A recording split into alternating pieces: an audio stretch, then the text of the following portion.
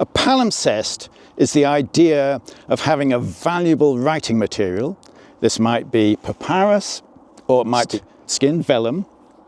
And once you've finished with that document, you then scrape it clean or wash it and then reuse that writing material. And that means historians can take that material and then see the evidence of different historical periods.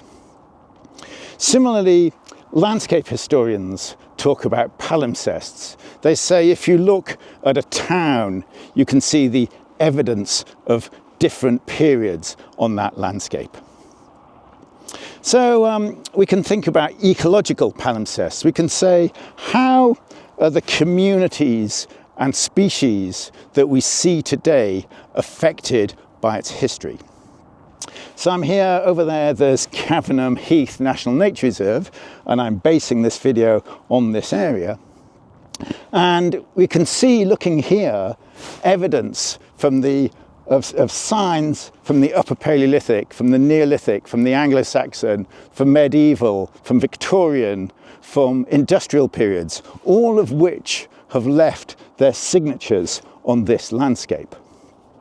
So I'm going to start here, this site called Warren Hill, which I just find an astonishing site.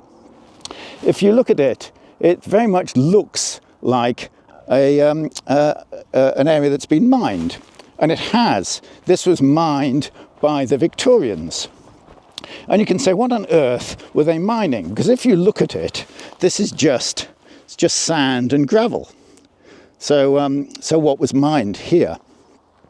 And the answer is that this is the best site, or was the best site in Britain, for Paleolithic, lower Paleolithic hand axes. Over 2,000 have been found here. So this was, the origin of this site is that these are gravels that have been washed here. Some say from something called the Bytham River, others dispute that, but by some process they've been washed here, leaving large numbers of these Paleolithic hand axes. So these hand axes were about at least 250,000 years old. And I could say this site has been, all of this area has been sieved and the hand axes have all been removed. So these belonged to Homo heidelbergensis, who were the oldest people who hunted large animals. And they hunted horses and deer and elephants and species like that. But they didn't eradicate them. And then around about this same sort of period, over there's a site called Beech's Pit, 400,000 years old, and that had signs of fire, some of the earliest signs of fire ever recorded.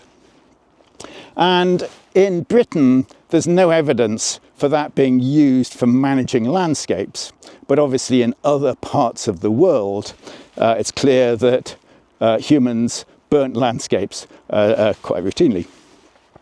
But having fire has all sorts of benefits. You can stay warm, and there are many parts of this period when Britain was very cold, and you can cook your food. And if you can cook your food, it's more hygienic, easier to eat, etc.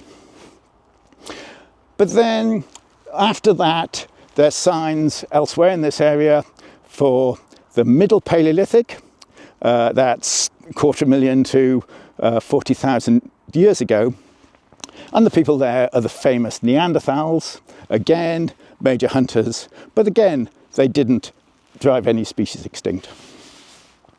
And then after that, starting about 40,000 years ago, we had Homo sapiens, like us, and they did drive species extinct. So there's a bit of dispute over the role of climate change, but many people accept that humans played a large part in the extinction of many species, such as the woolly rhino, the woolly mammoth, the giant deer, and then predators such as the cave lion, the cave hyena, the saber-toothed cat.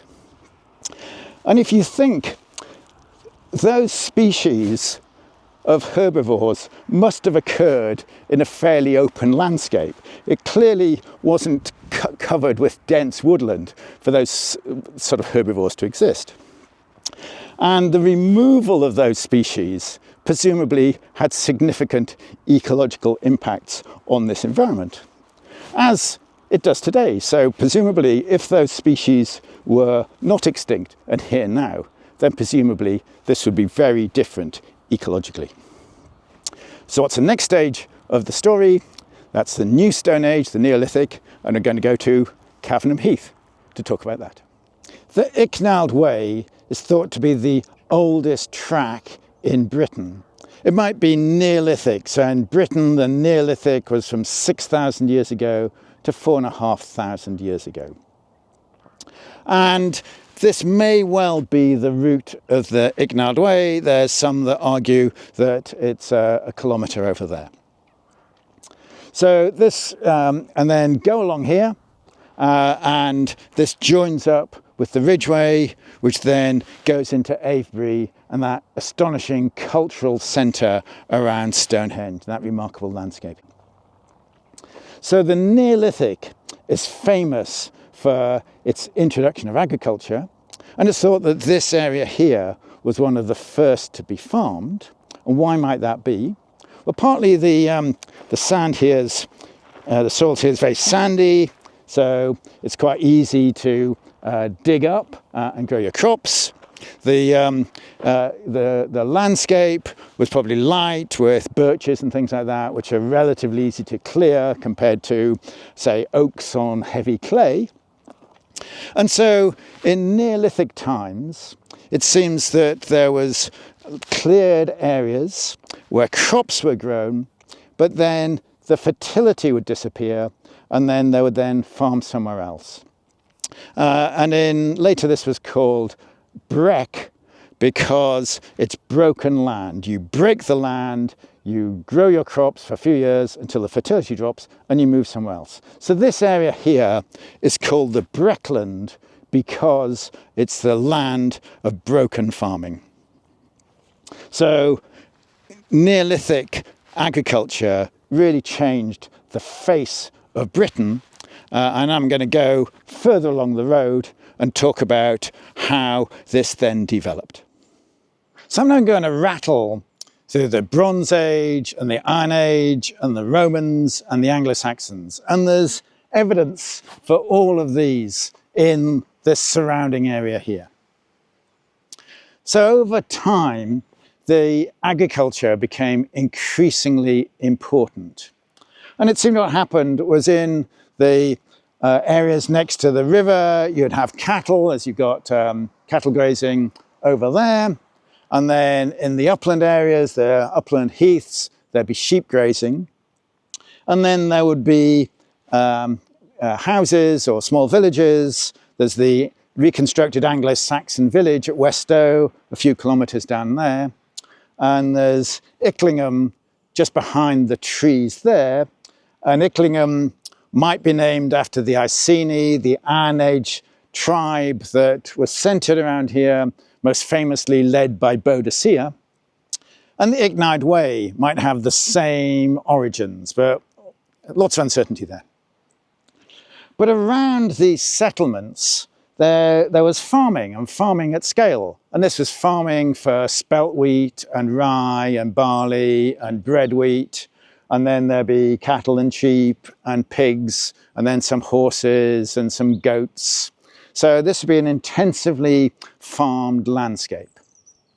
And then there'd be hunting as well. So this is the River Lark, and this would have been very different in older times. It's been heavily canalised and modified. I imagine it's much more of an open wetland system then. And we've evidence that they used to hunt, and they hunted for beavers and herons and swans and ducks in this system. And you can imagine them just exploiting kind of almost all aspects of this environment. You know, here's some reeds, you know, great for making houses. There's nettles over there, which has strong fibres, and you can make rope out of. There's lots of trees that could be exploited for all sorts of reasons. So we can imagine a farmed landscape with grazing and then exploitation of kind of all the natural resources here. And then there's a rather remarkable feature of this area is that there's a series of ditches. We're not exactly sure the age, they seem to be post-Roman. And the most famous one is Devil's Dyke, which is 20 kilometres that way, a very deep ditch and bank. But there's black ditches just along here, and black ditches goes from the river 7 kilometres up to the higher area where there'll be woodland. And the purpose of this is unclear. They could well be defensive, and the Icknield Way crosses through them, so these are defences along the Icknield Way. They could be about ownership, it could be about regulating goods. But the most important thing is the scale. The scale shows that these communities got together and created these structures collectively, and that shows there was clearly substantial organisation, there was lots of people, there was a structured society. So the message is that moving through these historical periods, we've moved from a fairly unaltered landscape to one that will be massively altered by agricultural systems. And then in medieval times, these areas of heathland became really valuable. And that was because of the spread of rabbit farming. Rabbits were introduced by the Normans. And this area here is Mildenhall Warren. There's a lodge over in the wood over there, built in 1247. And you can see from how well protected it was, how valuable rabbit fur and rabbit meat used to be. So here, with a bit of imagination, you can see there's a rabbit bank, and this rabbit bank is 4.5 kilometres long, and on the outside it would be quite shallow, but on the inside it'd be dug so it was steep, and then turfs would be placed along there like tiles, and then on top there would be gorse. So this rabbit bank would be about 3 metres high. So come here in medieval times, and like many areas of the Breckland, there would be this extensive bank around this area, and then in here there would be farmed rabbits. There'd be places dug for them to burrow, they'd be fed in winter, and they would provide meat and fur and be a very important part of the economy, but also be a very important part of the ecology by very much changing the disturbance regime of these heaths. The other major development in medieval time was the value of sheep, and for that we're going to go back to Cavenham Heath. So this here is a medieval sheep enclosure. So you might be able to see a bank along here. I'll walk up and over this bank. So I'm now in the centre of the enclosure, and there's another bank over here, less easy to see, but there's the far bank over here. So this would be where the shepherd would keep the sheep so that they would be secure, and so you could collect the dung and then add that to the fields. And sheep were fantastically valuable from the 12th century onwards. British wool was considered particularly high quality, and it was widely used across Europe for the wool trade, which was a very lucrative trade for the cloth production. So I'm not saying that the heaths here will be particularly good grazing, but they'll be extensively grazed. And the information we have shows that the sandy areas would be very open. There would be areas still of rabbit warrens, so that continued until the 1940s, but this would be heavily grazed, and so there'd be little vegetation here, a few trees. It would be a bare open area, often with open sand, sometimes with sand dunes that would blow around, and that open habitat had many of the species for which this area is now famous. So this track continued to be important. In the 14th century, this was the main track between London, the capital of England up here, and Norwich along here, which used to be one of the most important cities in Europe due to the wool trade. But for these sandy heaths, the importance of sheep and rabbits declined over time, as there were other markets, these were produced in other areas, or just rabbits became less valuable. So the land prices declined over time, and in Victorian times, people bought up large areas as shooting estates, particularly for partridge shooting. And the management of those sites used to be extensive predator control, got rid of lots of species, and creation of wind banks. So there's a windbreak of Scots pine over there, and it's one of the characteristic features of the Breckland landscape, are these lines of Scots pine trees to reduce the wind. And almost certainly the pine was a native species in this area, but probably in the Bronze Age it disappeared because it's very flammable, so it's a great thing to burn. And if you cut it down, it doesn't regrow. Whereas if you cut down many other trees, they then resprout and you can then reuse them. So, so there were large shooting estates in these areas. And then in the 1930s, there was depression, and many of those estates came up for sale.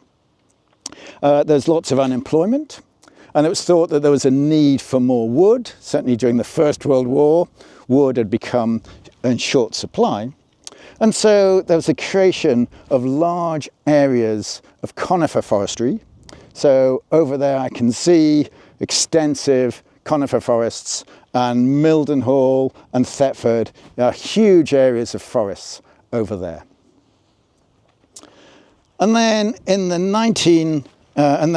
the Second World War, there's concern that gliders would land on these areas and start an invasion of Britain. And so there was a creation of glider banks along here, and there was the creation of a series of anti-aircraft, gun emplacements. As you can see here, there's a line of these going along the East Anglia. And then over here, there was an airfield created in the Second World War. And then after the war, this was then used as a site for nuclear missiles. There were 3 Thor medium-range nuclear missiles based over there.